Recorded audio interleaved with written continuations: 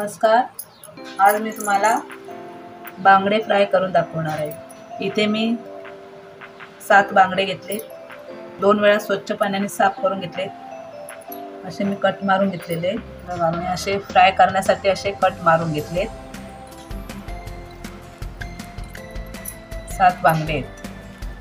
आता मी त्याला कोकम, लाल मसाला, मीठ, हळद लावून ठेवते अर्धा ते पाऊण तासासाठी. आणि आलं लसूण पेस्ट.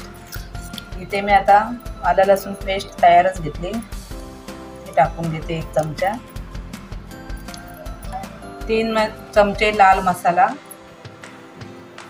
1.5 चमचा मीठ. इथे मी हळद 1 चमचा टाकते, छोटावाला. इथे मी 5 मिनिटासाठी 8 ते 10 कोकम भिजवून ठेवली होती.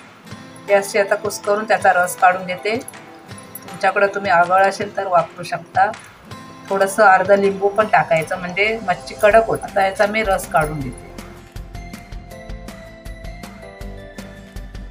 आता आपण इथे सर्व हे मसाल्याला असे छान दोन्ही साईडने लावून घ्यायचे. हे आपण कोकम, लाल मिरची पावडर, मीठ, हळद, आलं लसूण पेस्ट जे टाकलं आहे, छान असं दोन्ही बाजूने त्याला मॅरिनेट करून घ्यायचं. हाताने कोटिंग करून घ्यायची छान. मी आता बांगडे फ्राय करण्यासाठी घेणार आहे. मॅरिनेट करून ठेवले होते, अर्धा ते पाऊण तास झाला आहे आपला मसाला लावून ठेवल्यानंतर.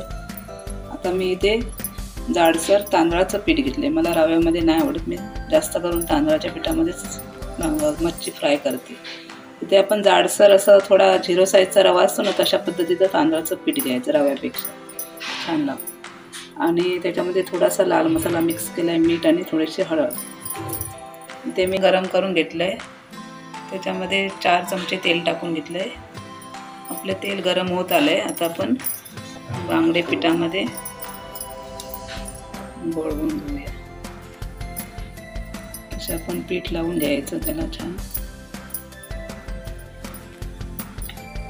मच्छी जास्त अशी कोकम मसाल्यामध्ये असं आपण मॅरिनेट करून ठेवले ना, जेवढे कडक होईल मिठामध्ये किंवा मसाल्यामध्ये तेवढं आतपर्यंत त्याचा मसाला पोचतो. असं फ्राय करणारे मच्छीला लगेच नाही करायचे, मग त्याला मीठ मसाले व्यवस्थित लागत नाही.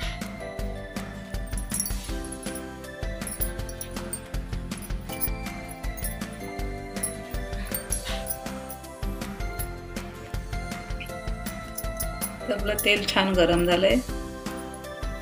चांगलं ठेवून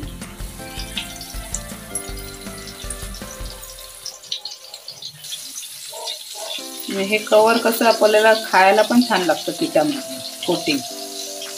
तेवढं रव्यामधलं चांगलं नाही लागत. रवा कसा वरतीवर जळाला जातो, मग ते सगळं आपल्याला काढून टाकावं लागतं. हे कसं तांदळाचं पीठ असल्यामुळं त्याचं कवर आपण असं कुरकुरीत झालं तर खायला पण मसाल्यासकट बरं वाटतं. त्याच्या पिठामध्येच फ्राय करायचं. आपण हे 2 ते 3 मिनटं एक साईडने आपण फ्राय करून घेऊया. नंतर आपण पलटी करूया. गॅस मी इथं फास्ट ठेवलाय थोडा.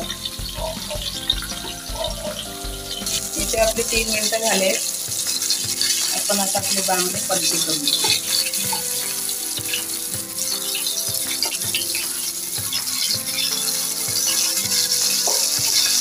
मस्त आपले बांगडे जास्त वेळ मॅरिनेट झाल्यामुळं कडक असे फ्राय होतात. आजपर्यंत मसाला पण चांगला लागतो. आणि थोडे मॅरिनेट करून अर्धा ते पाऊण तास तरी ठेवायचं कोकम बिकम लागण्याचं. असेच आपण दुसऱ्या बाजूने पण 2-3 मिनटं शेकून घेऊया. इथे बघा आपले बांगडे छानपैकी फ्राय झालेत. मी आता काढून घेते. आजपर्यंत असे मस्त असे कडक न तुटता फ्राय झालेत.